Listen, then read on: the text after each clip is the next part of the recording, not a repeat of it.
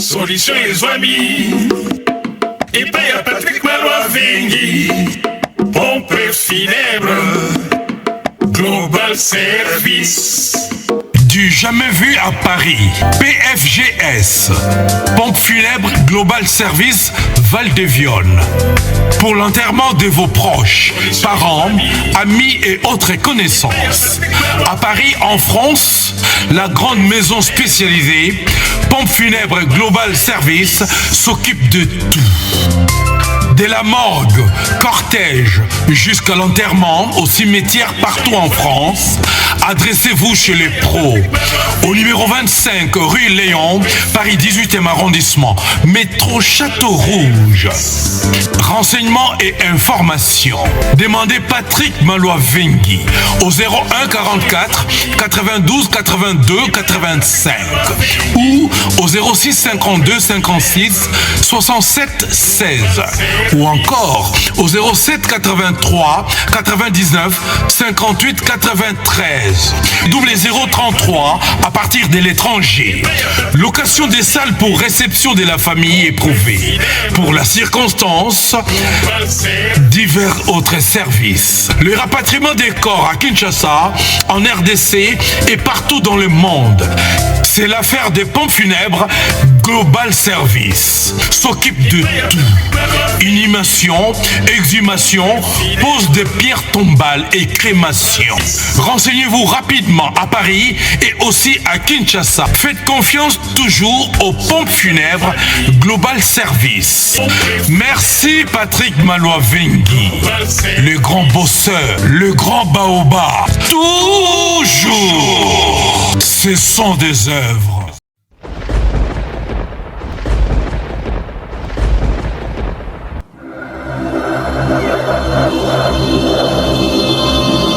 Edino, yoza fin, mutaleki yoza te, oza suka, libulu zanga suka, mokako swa, kende, donc yo leki. Edino image, yo na osenga yo, chikote bango.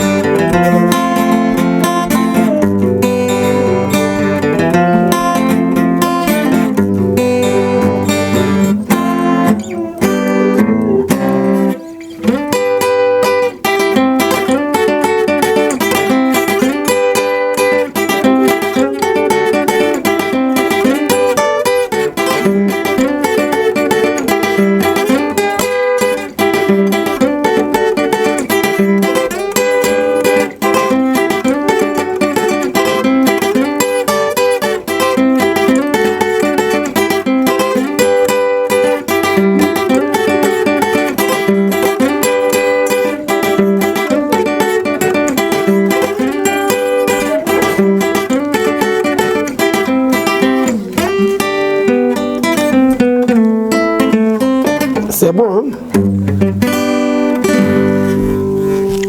Solution Zwami.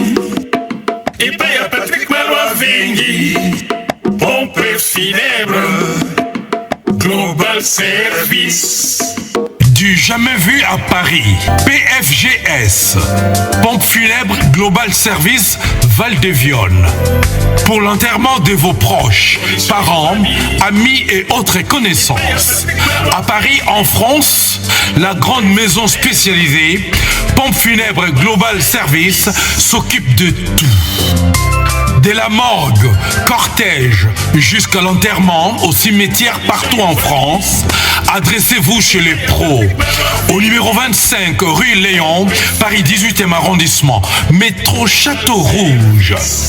Renseignements et informations. Demandez Patrick Malois Vengui au 01 44 92 82 85 ou au 06 52 56 67 16 ou encore au 07 83 99 58 93 double 033 à partir de l'étranger. Location des salles pour réception de la famille éprouvée. Pour la circonstance, divers autres services. Le rapatriement des corps à Kinshasa, en RDC et partout dans le monde. C'est l'affaire des pompes funèbres Global Service. S'occupe de tout. Inhumation, exhumation, pose de pierres tombales et crémation. Renseignez-vous rapidement à Paris et aussi à Kinshasa. Faites confiance toujours aux pompes funèbres Global Service. Merci Patrick Malois Vengui, le grand bosseur, le grand baobab. Toujours, ce sont des œuvres